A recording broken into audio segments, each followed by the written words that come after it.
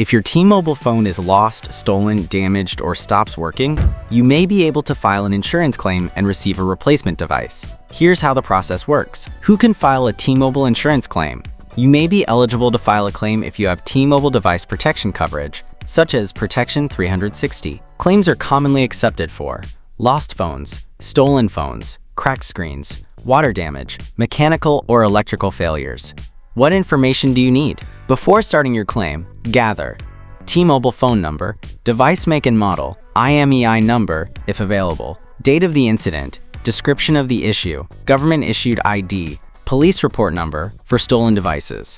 How to file a T-Mobile insurance claim. You can file a claim through the Protection 360 app, the T-Mobile Claims website, or your T-Mobile account. After submitting your information, your claim will be reviewed. Identity verification may be required. Additional documents may be requested. You'll be informed if a deductible or service fee applies. Once approved, your replacement device will be processed and shipped. If you're filing a damage claim, you may also need to return the original device using the provided return materials. What happens after your claim is approved? After approval, pay any required deductible or service fee, track your replacement shipment, receive your replacement device, return the damaged device if instructed. Failure to return a required device may result in additional charges. To learn more, check out our full post.